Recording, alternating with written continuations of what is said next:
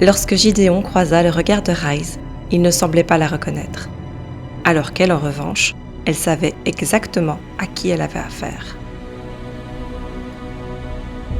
Le gardien du temple, jadis homme de foi et de prière, celui qui veillait sur les morts avec respect et silence.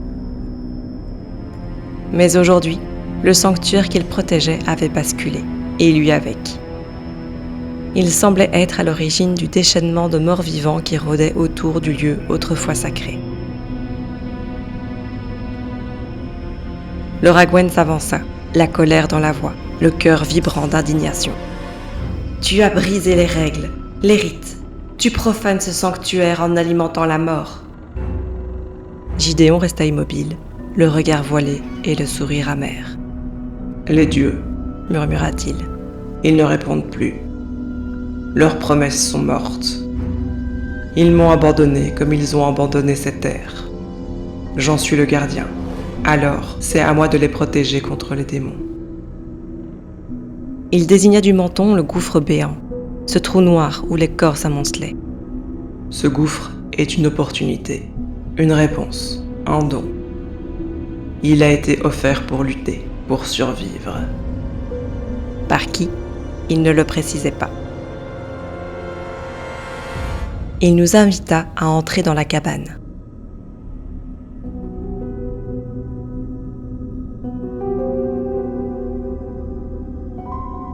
L'intérieur était sombre comme un tombeau mal éclairé. À l'intérieur, tout portait la marque d'une ruine irrémédiable.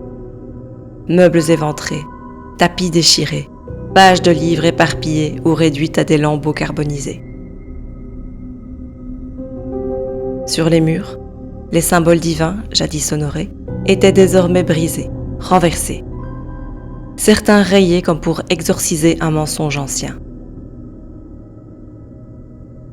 Mais il n'y avait pas de colère dans l'air, seulement le calme amer d'une quête vaine de réponse, menée trop loin. Trop seul. Au milieu de ce chaos, un unique ouvrage reposait, intact, soigneusement disposé sur un bureau.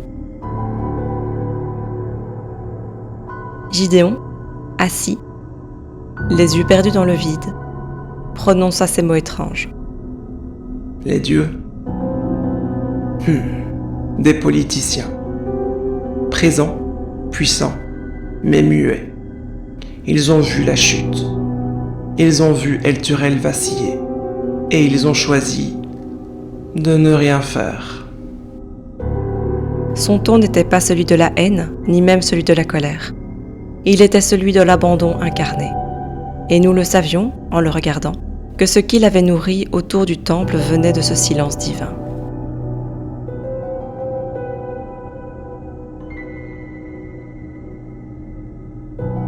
Gideon avança une théorie. Le multivers était en train de s'éteindre. La chute n'était que le prélude. Le Ragwen s'emporta, sa voix rugissant contre les mots qu'elle considérait comme un blasphème. Ses compagnes durent l'apaiser. Ce n'était ni le lieu, ni le moment pour un affrontement. Pas encore.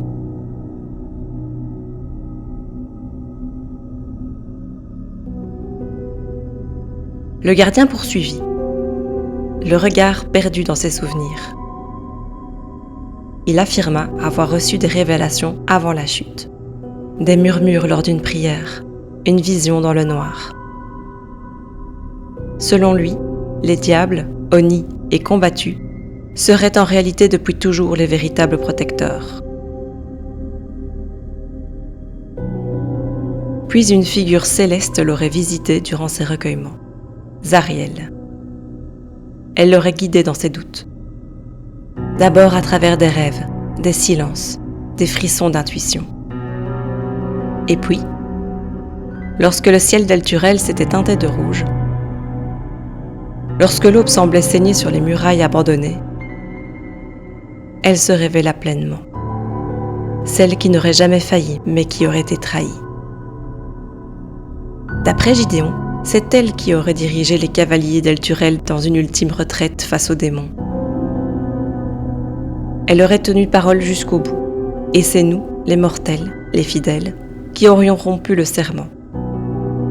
Quant aux Hellriders, ces héros glorifiés, ils devaient à présent se lever à nouveau et combattre une fois encore pour mériter la rédemption auprès de celle à qui ils avaient juré loyauté.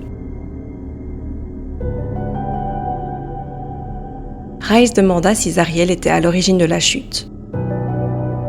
Gideon ne put l'affirmer. Mais son regard affirma que pour lui, la réponse était évidente. Aster, pragmatique malgré les révélations troublantes, écarta les dogmes et les prophéties. « Et Ravengard ?» demanda-t-elle. Gideon hocha lentement la tête. « Il est passé avec ses hommes. Ils ont emprunté les escaliers, descendu dans les entrailles du temple, et ils n'ont jamais reparu. » Son ton était calme et résigné. Il ne cherchait pas à nous nuire et ne s'opposait pas à notre volonté de descendre à la suite du duc. Mais pour lui, si nous descendions, nous étions déjà des spectres en devenir.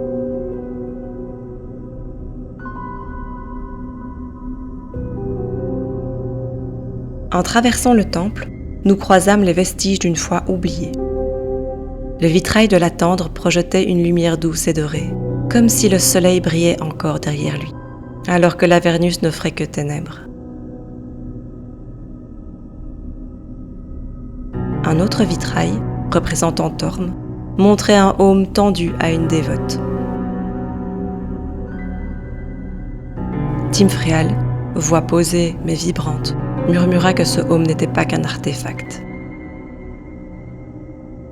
Il permettrait une communion directe avec Torm lui-même, une liaison céleste, une possibilité de guidance, peut-être même d'une intervention. Mais alors, la question se suspendit dans l'air. Ce casque serait-il encore caché quelque part dans Elturel ? Le Ragwen resta immobile au cœur du temple ravagé, ses yeux embrassant les ruines avec une gravité silencieuse. Tout était ravagé dans le temple. Tout. Sauf le vitrail de la tendre. Non pas intact, mais miraculeusement lisible. Ses couleurs pâlies peignaient encore un sauveur guidant les âmes des braves. Celles qui, même tombées, se relevaient pour le suivre vers le repos éternel.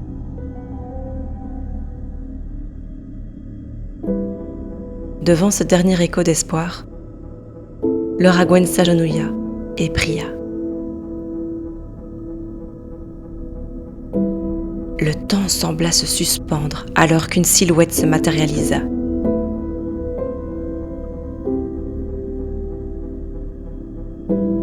La tendre apparut sous une forme mortelle. Il s'avança lentement, d'un pas hésitant. Puis se figea et commença à s'éloigner, comme rejeté par les murs autrefois sacrés. Comme s'il n'était plus le bienvenu en ces lieux. Les prières de le Ragwen s'intensifièrent et il s'arrêta, touché par la dévotion de la clergesse. Un frémissement de lumière, douce, dorée, glissa de ses doigts vers le Ragwen. Nous restâmes figés d'émerveillement, témoins d'un miracle que nul n'aurait osé espérer en cette ère corrompue. Le vitrail de l'attendre, jusqu'alors discret, s'embrasa soudainement dans une lumière douce et dorée. Ses couleurs, opalescentes, anciennes, presque oubliées, se réfractèrent dans l'air, dans la poussière, jusqu'à venir caresser l'armure de le Ragwen. Puis, sous nos yeux, le verre sacré sembla se dissoudre en lumière, enveloppant le Ragwen dans un halo multicolore. Une aura de foi incarnée. Elle portait à présent une armure divine, forgée dans la foi et la prière. Elle n'était plus simplement une clergesse, elle était désormais un flambeau d'espoir dans la nuit infernale.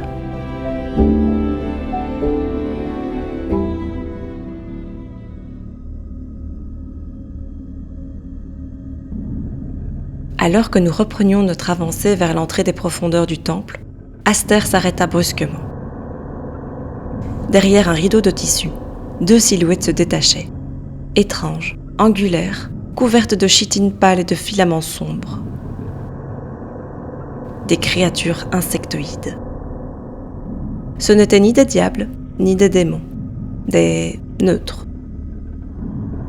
Des mercenaires du chaos, rôdeurs interplanétaires, indifférents à la guerre mais fidèles au combat. Après quelques négociations, ils acceptèrent de nous laisser passer, mais leur mise en garde fut claire, presque froide. Si le passage était autorisé, le retour ne serait pas garanti.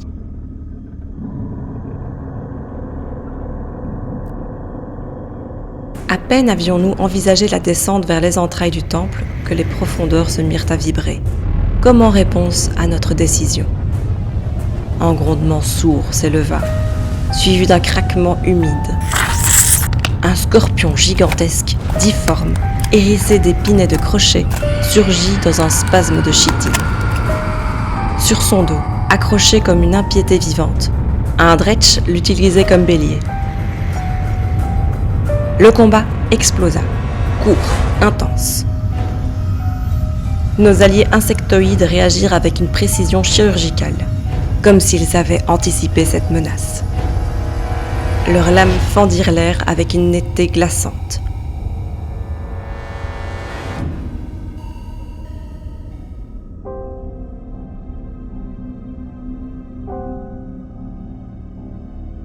Les dretch, dans leur agonie, expirèrent un nuage fétide, dense, nauséabond, presque tangible, qui nous repoussa quelques instants.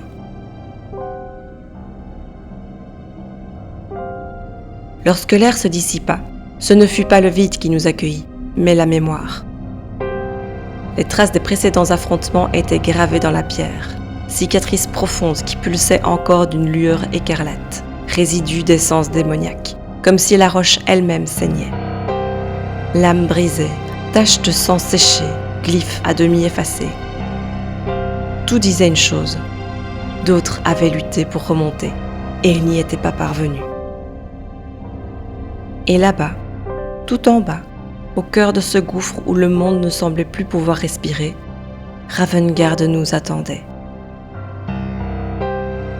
Mais dans quel état allions-nous le retrouver ? Nous n'osions l'imaginer.